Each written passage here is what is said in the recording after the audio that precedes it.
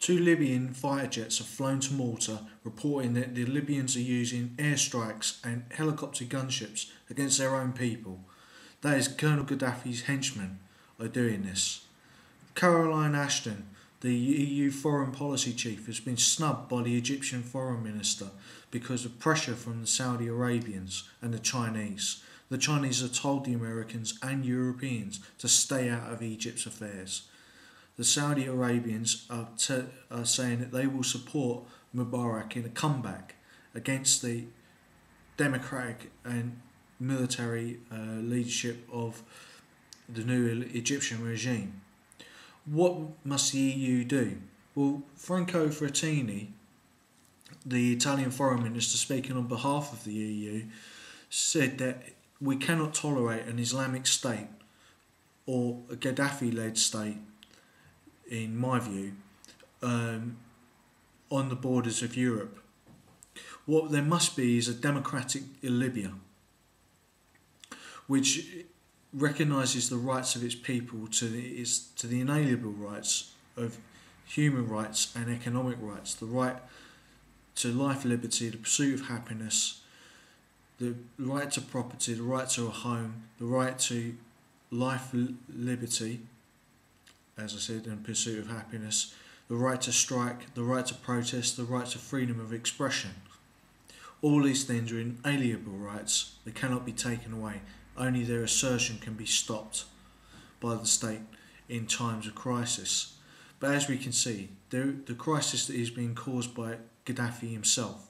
Gaddafi's reported fleeing to Venezuela has not yet taken place, but we can see that an axis of evil is forming around Saudi Arabia and China. China and Saudi Arabia wouldn't have made these two statements separately, they would have coordinated them. Saudi Arabia, now that the Americans are no longer seen as the ultimate power on the planet, is looking for another backer, and it seems that they're moving closer and closer to China. They're looking east, whereas the Europeans are trying to set up a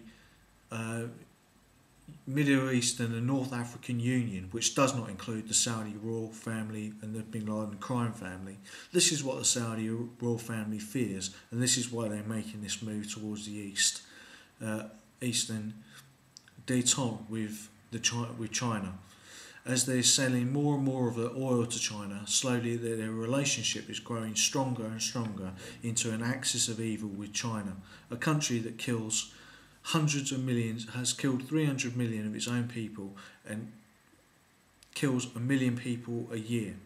We are living through another Holocaust with China, and the Bin Ladens and Saudi royal family have killed millions of Muslims and thousands of Westerners.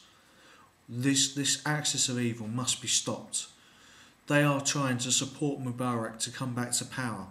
This would lead to a civil war in Egypt and the cutting off the trade between the East and the West through the Suez Canal. It might even draw Israel in.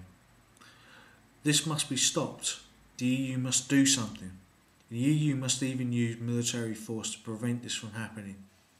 At the moment, it would cost more lives to use military force, but I argue that we cannot have Gaddafi come back to power and massacre his own people, as he has done.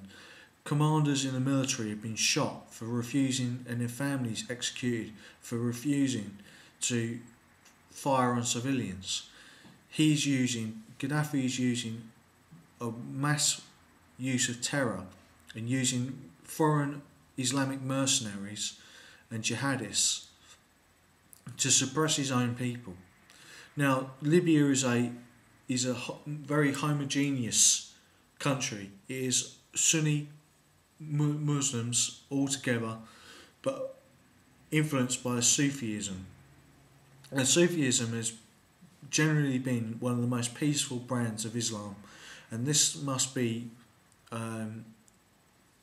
helped to flourish within a new democratic Libya. The EU is the world's most powerful hyperpower at this present time. It may not have the military might of the United States. Arguably, it has more men and more aircraft, but it does not have the naval power of the United States, although it is close. They're relatively close to succeeding the United States as the world's hyperpower.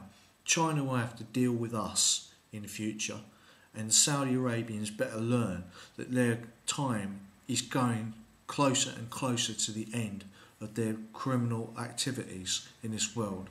We're talking about a crime family, the Saudi Arabian royal family, who deal in white slavery, prostitution, drug running, arms deals of massive proportions, oil smuggling to rogue terrorist states, the supporting of rogue terrorist states such as Somalia, Afghanistan, the Taliban, Pakistan's ISI, and the Bin Laden crime family, to name a few.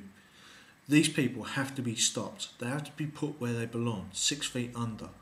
They're the only route for Saudi Arabia to survive as a country shall be that they have a constitutional secular democracy, where they have a constitutional monarchy which is secular and simply represents a separation between the Islamic Church and the state under the royal family.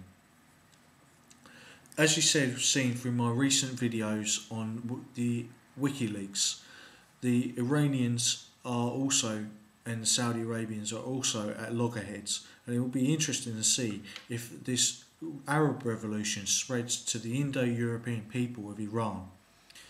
This would surely upset the apple cart in the Middle East, and it would make for once a unity between the Arabs and the Iranians, who have never seen eye to eye throughout their long interaction and long history together. What is certain is that the EU cannot make peace in the Middle East without these dictators being removed by their own people or by us. This does not mean that I want an interventionist war like Iraq, but we must help the protesters in any way we can to achieve democracy, and we must have a Middle Eastern Union that is stable and a North African Union that is stable and will work with the subtle hyperpower that is the European Union. Thank you for listening.